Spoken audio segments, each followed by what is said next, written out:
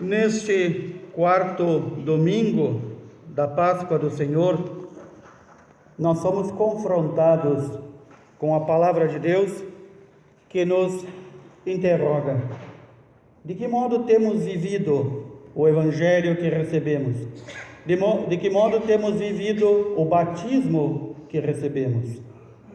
Nos Atos dos Apóstolos, São Lucas nos narra como foi esta conversão, este pedido de batismo desta multidão. Ou melhor, eles queriam pertencer a Cristo, reconheceram através da pregação de Pedro que Cristo é o Senhor e perguntam aos apóstolos, perguntam a Pedro: o que devemos fazer?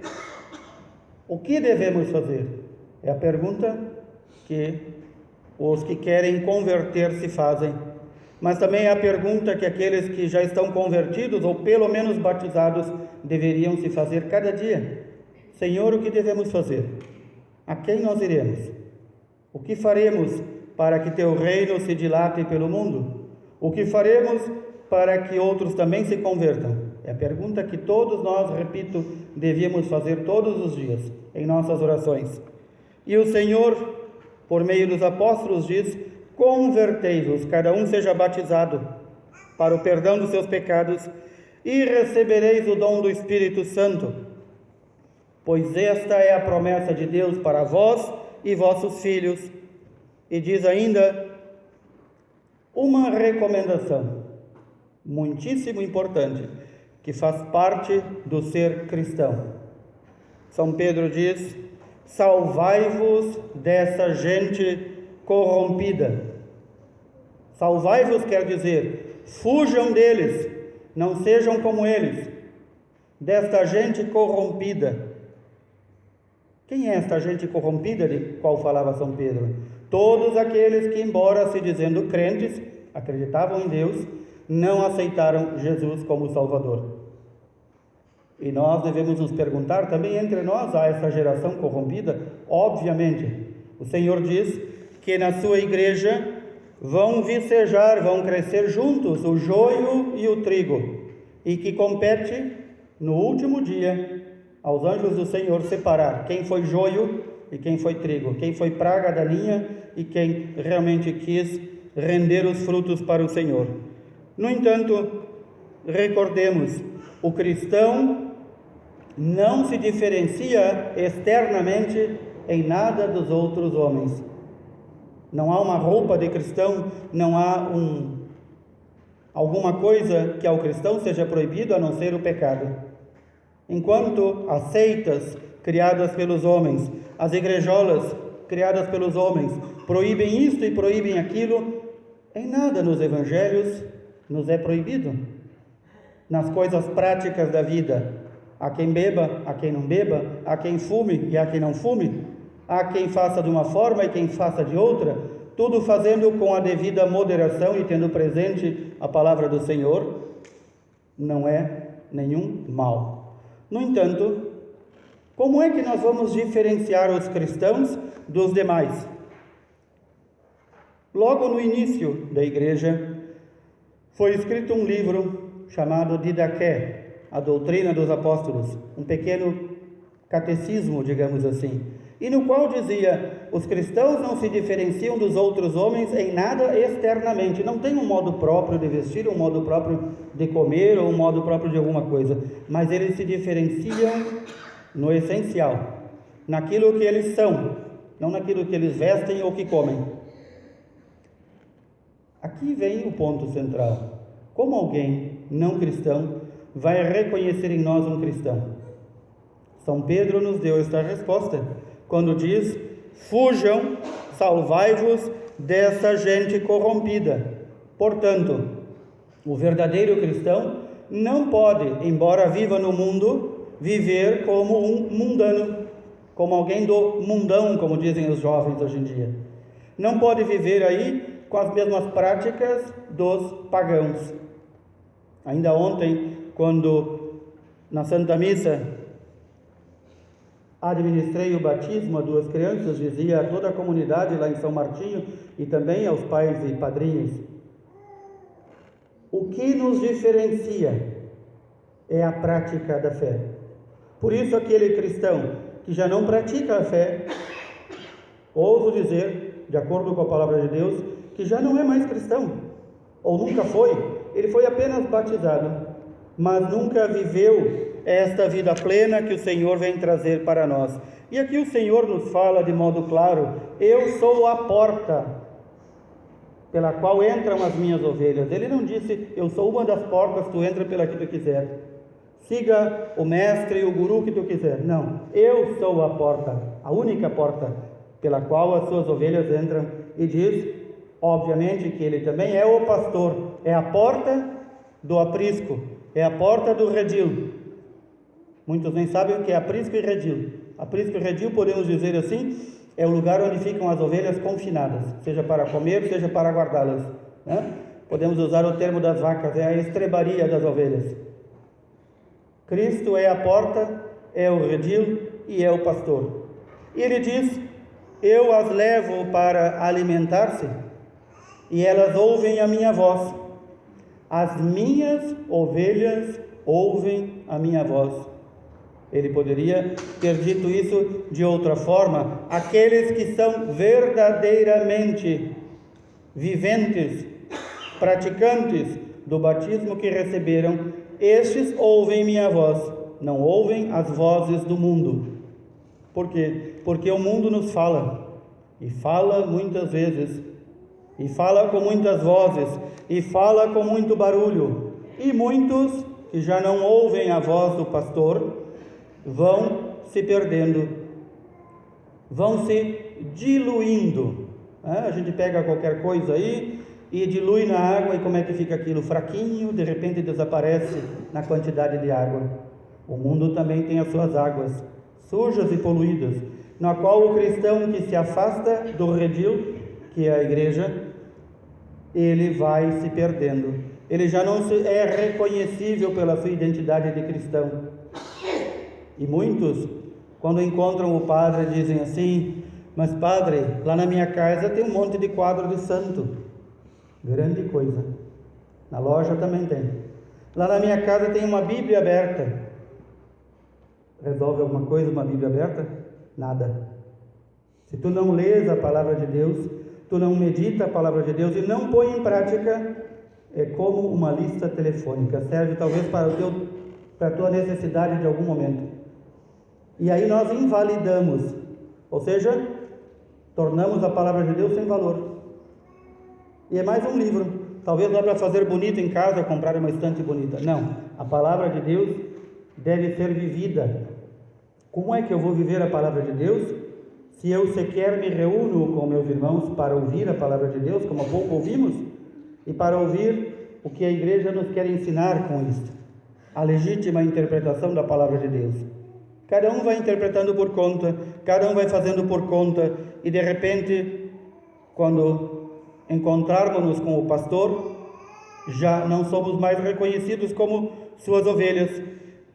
O Senhor diz: as minhas ovelhas escutam a minha voz. Elas não escutam a voz dos estranhos, porque os estranhos vêm para quê? Para roubar, para matar, para destruir. Que é que vem roubar, matar e destruir? A vida eterna, que é dada como garantia futura para nós pelo Senhor. De modo que muitos perdem a vida eterna porque já não escutaram mais a voz do pastor, escutaram as vozes do mundo. E estes são os tipos de cristãos, como diz o Senhor, insossos, sem sabor, sem luz.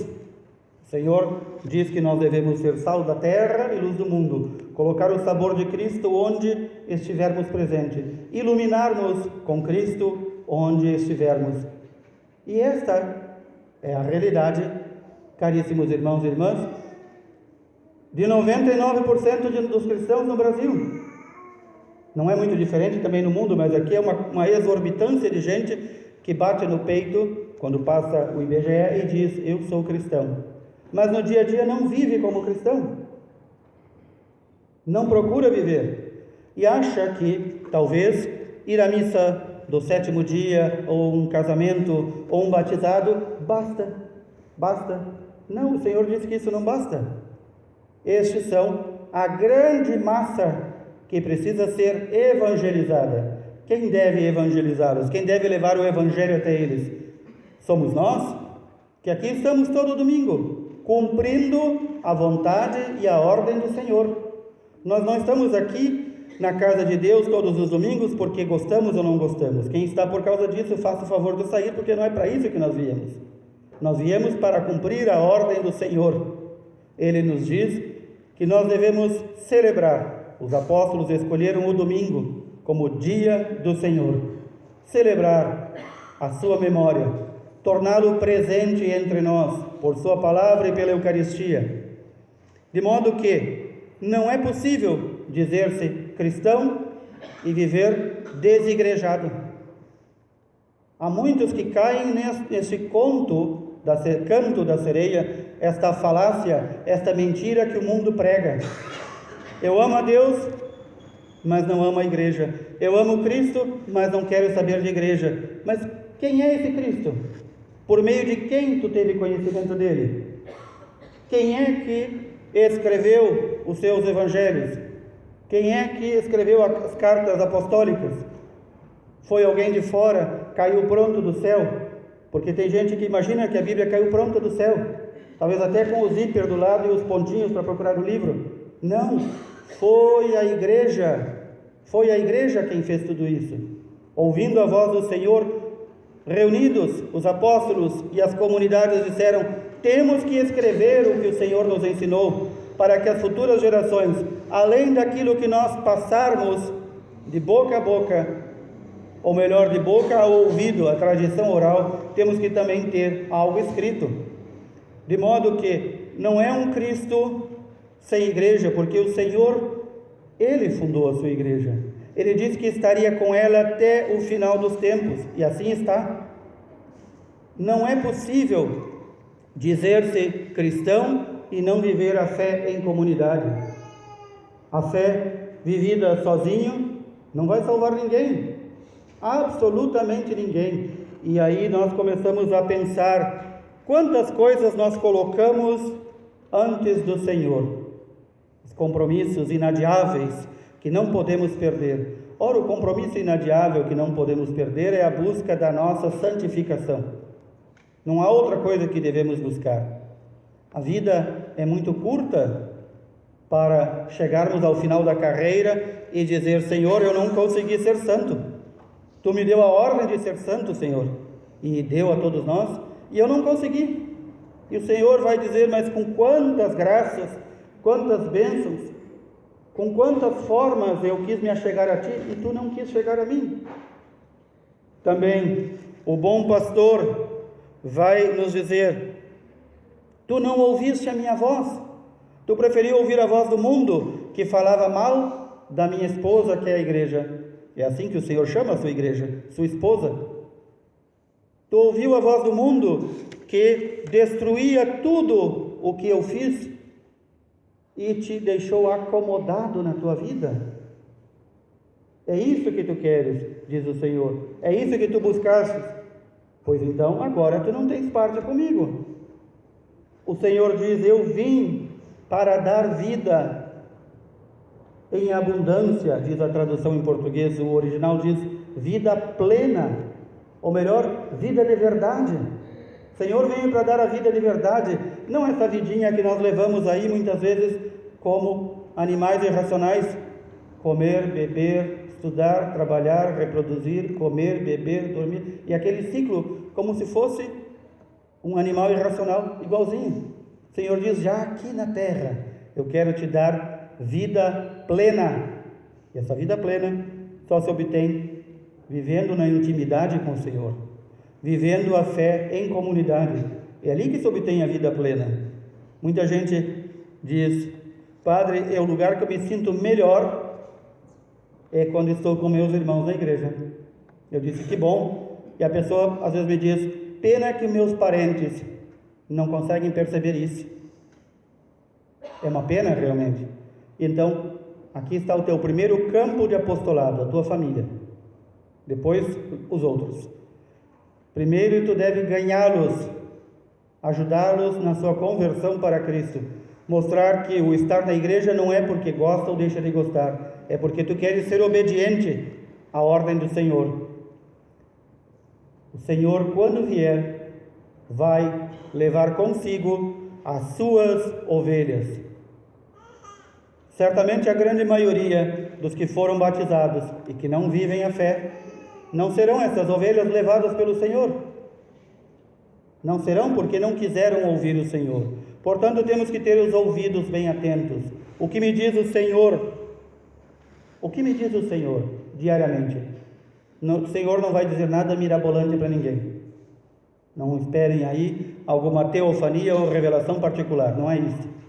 O Senhor já nos falou a sua palavra definitiva, que está consignada nos evangelhos, nos santos evangelhos, mas Ele nos fala diariamente.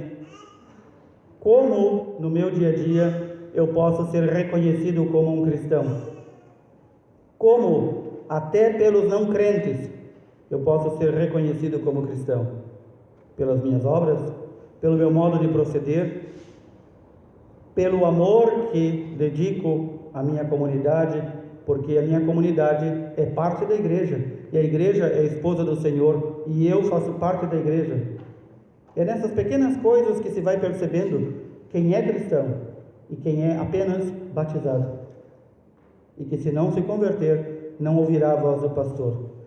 Peçamos, caríssimos irmãos e irmãs, com todo o amor que temos no nosso coração, que mais ovelhas escutem a voz do pastor, que mais ovelhas possam entrar pela porta que é o Senhor, que mais ovelhas vivam de forma intensa o seu batizado na igreja que é o redil do Senhor.